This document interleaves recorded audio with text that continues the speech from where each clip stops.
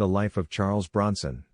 Charles Bronson, born Charles Denis Buczynski, Lithuanian, Karolis Dionyzas Buczynskis, November 3, 1921 – August 30, 2003, was an American actor. He was often cast in the role of a police officer, gunfighter, or vigilante in revenge-oriented plot lines, had long-term collaborations with film directors Michael Winner and J. Lee Thompson, and appeared in 15 films with his second wife Jill Ireland. Early life and war service. Bronson was born Charles Denis Buczynski, the 11th of 15 children, in a Roman Catholic Lithuanian family in Ehrenfeld, Pennsylvania, in the coal region of the Allegheny Mountains north of Johnstown, Pennsylvania. His father, Valteris P. Buczynskis, who later adjusted his name to Walter Buczynski to sound more American, was from Druskin and Kai in southern Lithuania. Bronson's mother, Mary, née Valinsky, whose parents were from Lithuania, was born in the coal mining town of Tamaqua, Pennsylvania. The family had Lipka Tatar roots. Bronson learned to speak English when he was a teenager. Before that, he spoke Lithuanian and Russian. Bronson was the first member of his family to graduate from high school. When Bronson was 10 years old, his father died and he went to work in the coal mines, first in the mining office and then in the mine. He later said he earned $1 for each ton of coal that he mined. He worked in the mine until he entered military service during World War II. His family was so poor that, at one time, he had to wear his sister's dress to school for lack of clothing. In 1943, Bronson enlisted in the United States Army Air Forces and served in the 760th Flexible Gunnery Training Squadron, and in 1945 as a Boeing B-29 Superfortress aerial gunner with the Guam-based 61st Bombardment Squadron within the 39th Bombardment Group, which conducted combat missions against the Japanese home islands. He flew 25 missions and received a Purple Heart for wounds received in battle. Acting training, 1946-1951. After the end of World War II, Bronson worked at many odd jobs until joining a theatrical group in Philadelphia, Pennsylvania. He later shared an apartment in New York City with Jack Klugman while both were aspiring to play on the stage. In 1950, he married and moved to Hollywood, where he enrolled in acting classes and began to find small roles. Early film roles, 1951-1954. Bronson's first film role, an uncredited one, was as a sailor in You're in the Navy Now in 1951, directed by Henry Hathaway. Other early screen appearances were in The Mob, 1951, The People Against O'Hara, 1951, directed by John Sturges, Bloodhounds of Broadway, 1952, Battle Zone, 1952, Pat and Mike, 1952, As a Boxer and Mob Enforcer, Diplomatic Courier, 1952, another for Hathaway, My Six Convicts, 1952, The Marrying Kind, 1952, and Red Skies of Montana, 1952. In 1952, Bronson boxed in a ring with Roy Rogers in Rogers' Show Knockout. He appeared on an episode of The Red Skelton Show as a boxer in a skit with Skelton playing Cauliflower McPug. He appeared with fellow guest star Lee Marvin in an episode of Biff Baker, USA, an espionage series on CBS starring Alan Hale Jr. He had small roles in Miss Sadie Thompson, 1953, House of Wax, 1953, directed by Andre de Toth, The Clown, 1953, Torpedo Alley, 1953, and Riding Shotgun, starring Randolph Scott, directed by de Toth again.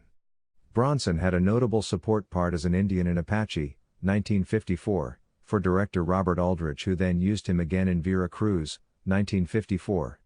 Bronson then made a strong impact as the main villain in the Alan Ladd Western drum beat as a murderous Modoc warrior, Captain Jack, based on a real person, who relishes wearing the tunics of soldiers he has killed. He had roles in Tennessee Champ, 1954, for MGM, and Crime Wave, 1954, directed by de Toth. In 1954, during the House Un-American Activities Committee, HUAC, proceedings, he changed his surname from Buczynski to Bronson at the suggestion of his agent, who feared that an Eastern European surname might damage his career. As Charles Bronson, 1955-1958, as Charles Bronson, he could be seen in Target Zero, 1955, Big House, USA, 1955, and Jubal, 1956. Bronson had the lead role of the episode The Apache Kid of the syndicated crime drama Sheriff of Cochise, starring John Bromfield, Bronson was subsequently cast twice in 1959 after the series was renamed U.S. Marshal. He guest starred in the short-lived CBS situation comedy, Hey, Jeannie, and in 3 episodes of Alfred Hitchcock Presents, And So Died Ria Buczynska, 1956, There Was an Old Woman, 1956, and The Woman Who Wanted to Live, 1962. In 1957, Bronson was cast in the Western series Colt .45 as an outlaw named Danny Arnold in the episode Young Gun. He had a support role in Sam Fuller's Run of the Arrow, 1957. In 1958, Bronson appeared as Butch Cassidy on the TV Western Tales of Wells Fargo in the episode titled Butch Cassidy. Leading Man, 1958-1960. Bronson scored the lead in his own ABC's detective series Man with a Camera, 1958-1960, in which he portrayed Mike Kovic, a former combat photographer freelancing in New York City. He was cast in leading man roles in some low-budget films, notably, Machine Gun Kelly, 1958, a biopic of a real-life gangster directed by Roger Corman. He also starred in Gang War, 1958, When Hell Broke Loose, 1958, and Showdown at Boot Hill, 1959. On television, he played Steve Ogrodowski, a naval intelligence officer, in 2 episodes of the CBS military sitcom/drama, Hennessy, starring Jackie Cooper, and he played Rogue Donovan, an escaped murderer in Yancey Derringer, episode, Hell and High Water. Bronson starred alongside Elizabeth Montgomery in a Twilight Zone episode, 2, 1961. He appeared in 5 episodes of Richard Boone's Have Gun Will Travel, 1957-63. Bronson had a support role in an expensive war film, Never So Few, 1959, directed by John Sturges. Bronson was cast in the 1960 episode Zigzag of Riverboat, starring Darren McGavin. That same year, he was cast as Dutch Malkin in the 1960 episode The Generous Politician of the Islanders. In 1960, Bronson appeared as Frank Buckley in the TV Western Laramie in the episode titled Street of Hate. Leading support actor in Hollywood, 1960-1968. In 1960, he garnered attention in John Sturges' The Magnificent Seven, in which he was cast as one of 7 gunfighters taking up the cause of the defenseless. During filming, Bronson was a loner who kept to himself, according to Eli Wallach. He received $50,000 for this role. This role made him a favorite actor of many in the former Soviet Union, such as Vladimir Vysotsky. 8 put Bronson in the romantic lead of Master of the World, 1961, supporting Vincent Price. He had a support role in MGM's A Thunder of Drums, 1961, but a bigger part in X-15, 1961. In 1961, Bronson was nominated for an Emmy Award for his supporting role in an episode entitled Memory in White of CBS's General Electric Theater, hosted by Ronald Reagan. In 1962, he appeared alongside Elvis Presley and Kid Galahad. In 1963, he co-starred in the series Empire. Sturges cast Bronson for another Hollywood production, The Great Escape, 1963, as claustrophobic Polish prisoner of war flight Lieutenant Danny Valinsky, nicknamed the Tunnel King. Coincidentally, Bronson really was claustrophobic because of his childhood work in a mine. The film was a huge hit and Bronson had one of the leads, but he still found himself playing a villain in 4 for Texas, 1963, for Robert Aldrich. During the 1963-64 television season, Bronson portrayed Link, the stubborn wagon master in the ABC Western series, The Travels of Jamie McFeeters. Bronson had the lead in Guns of Diablo, 1965, a Western. In the 1965-1966 season, he guest starred in an episode of The Legend of Jesse James. In 1965, Bronson was cast as Velasquez, a demolitions expert, in the 3rd season episode Heritage on ABC's World War II drama Combat. He had a relatively minor role in Battle of the Bulge, 1965, and was billed 4th in MGM's The Sandpiper, 1966, which the popularity of stars Richard Burton and Elizabeth Taylor propelled to a big success. He was billed 3rd in this property as Condemned, 1966. In 1967, he guest starred as Ralph Schuyler, an undercover government agent in the episode The One That Got Away on ABC's The Fugitive. That year Aldrich gave Bronson an excellent role in The Dirty Dozen, 1967, where he played an Army death row convict conscripted into a suicide mission. It was a massive box office success, but Bronson was only the 3rd lead. He seemed unable to make the transition to star of major studio films in Hollywood. In Villa Rides, 1968, he supported Robert Mitchum and Yul Brynner, playing the real-life Rodolfo Fierro. Stardom in Europe, 1968-1972. Bronson made a serious name for himself in European films. He was making Villa Rides when approached by the producers of a French film Adieu l'ami looking for an American co-star for Alain Delon. Bronson's agent Paul Kohner later recalled the producer pitched the actor on the fact that in the American film industry all the money, all the publicity, goes to the pretty boy hero types. In Europe, the public is attracted by character, not face. The film was a big success in Europe. Even more popular was Once Upon a Time in the West, 1968, where Bronson played harmonica. The director, Sergio Leone, once called him the greatest actor I ever worked with, and had wanted to cast Bronson for the lead in 1964's A Fistful of Dollars. Bronson turned him down and the role launched Clint Eastwood to film stardom. The film was the biggest hit of 1969 in France. Bronson appeared in a French action film, Guns for San Sebastian, 1968, alongside Anthony Quinn. In Britain, he was cast in the lead of Lola, 1969, playing a middle-aged man in love with a 16-year-old girl. He then made a buddy comedy with Tony Curtis in Turkey, You Can't Win 'Em All, 1970. Bronson then played the lead in a French thriller, Rider on the Rain, 1970, which was a big hit in France. It won a Hollywood Golden Globe Award for Best Foreign Language Film. Bronson starred in some French-Italian action films, Violent City, 1970, and Cold Sweat, 1970, the latter directed by Terence Young. He was in a French thriller, Someone Behind the Door, 1971, alongside Anthony Perkins, then starred in another directed by Young, the French-Spanish-Italian Western, Red Sun, 1971. The Valachi Papers, 1972, was a third with Young. Bronson played Joseph Valachi. That year, this overseas fame earned him a special Golden Globe Henrietta Award for World Film Favorite, male together with Sean Connery. Return to the U.S., 1972-1974. In 1972 Bronson began a string of successful action films for United Artists, beginning with Chato's Land, 1972, although he had done several films for UA before this in the 1960s, The Magnificent Seven, etc. Chato's Land was the first film Bronson made with director Michael Winner. Winner was reunited with Bronson in The Mechanic, 1972, and The Stone Killer, 1973.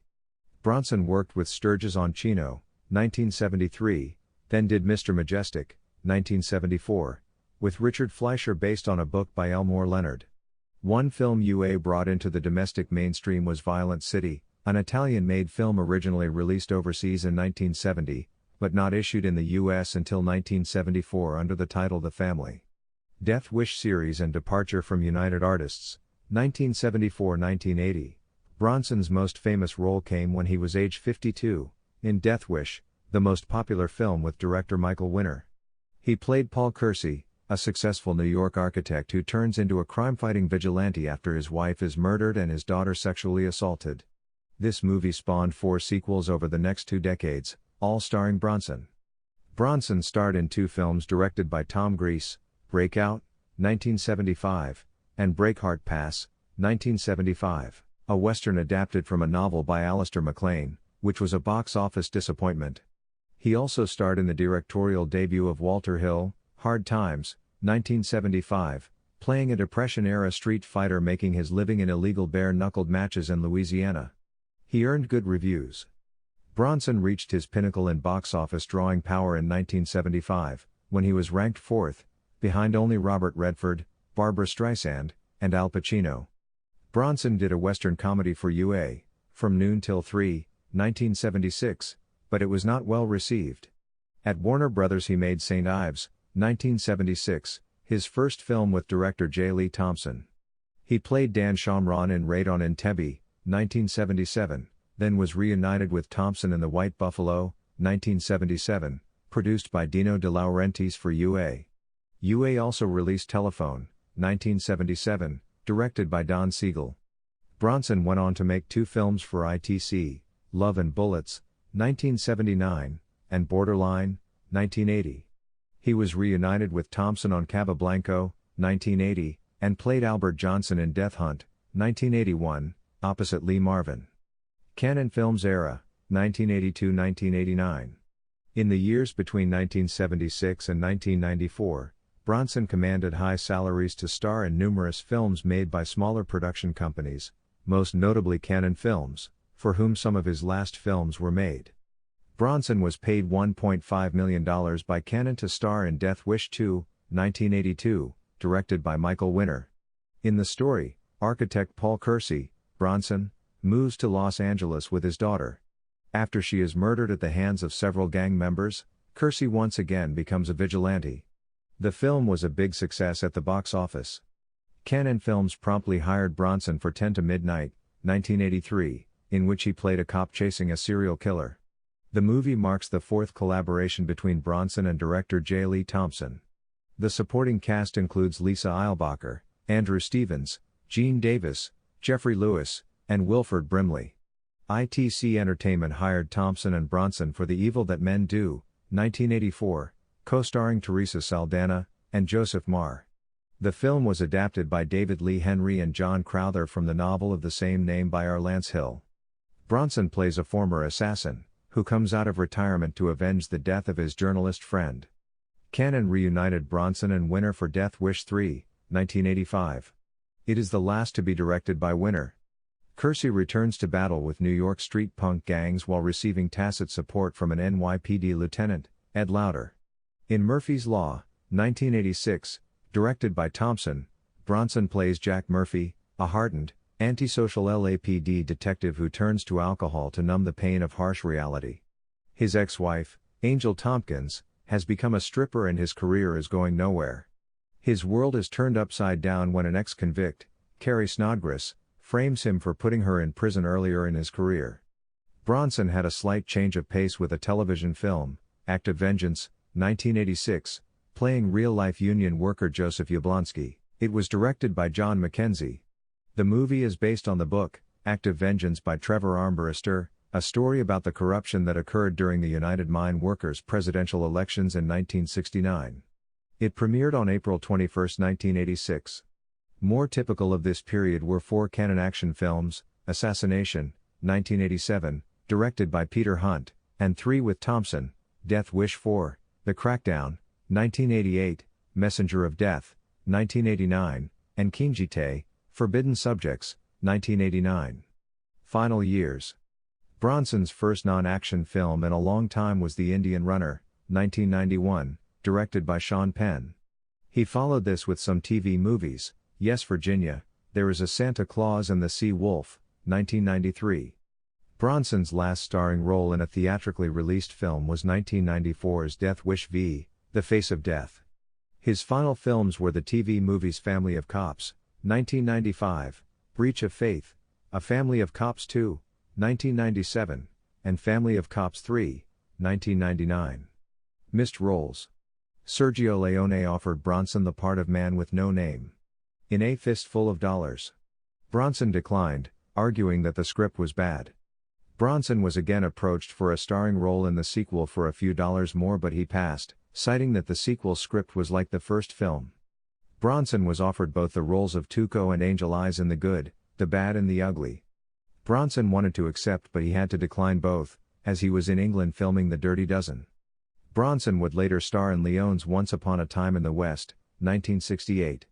Ingmar Bergman wanted to make a film with Bronson, but the actor turned him down. Everything is weakness and sickness with Bergman, he said.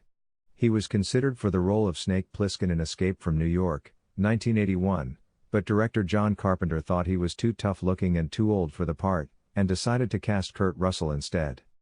Bronson auditioned for the role of Superman for the 1978 film adaptation, but producer Ilya Salkind turned him down for being too earthy and decided to cast Christopher Reeve. Personal life. His first marriage was to Harriet Tendler, whom he met when both were fledgling actors in Philadelphia. They had 2 children before divorcing in 1965. She wrote in her memoir that she was an 18-year-old virgin when she met the 26-year-old Charlie Bukinski at a Philadelphia acting school in 1947. 2 years later, with the grudging consent of her father, a successful Jewish dairy farmer, Tendler wed Bukinski, a Catholic and a former coal miner. Tendler supported them both while she and Charlie pursued their acting dreams. On their first date, He had 4 cents in his pocket and went on, now as Charles Bronson, to become one of the highest paid actors in the country. Bronson was married to English actress Jill Ireland from October 5, 1968, until her death in 1990. He had met her in 1962, when she was married to Scottish actor David McCallum. At the time, Bronson, who shared the screen with McCallum in The Great Escape, reportedly told him, "I'm going to marry your wife." The Bronsons lived in a Grand Bel Air mansion in Los Angeles with 7 children, 2 by his previous marriage, 3 by hers, one of whom was adopted, and 2 of their own, another one of whom was adopted. After they married, she often played his leading lady, and they starred in 15 films together. To maintain a close family, they would load up everyone and take them to wherever filming was taking place, so that they could all be together. They spent time in a colonial farmhouse on 260 acres, 1.1 square kilometers, in West Windsor, Vermont, where Ireland raised horses and provided training for their daughter Zuleika so that she could perform at the higher levels of horse showing. The Vermont farm, Zuleika Farm, was named for the only natural child between them. During the late 1980s through the mid-1990s, Bronson regularly spent winter holidays vacationing with his family in Snowmass, Colorado.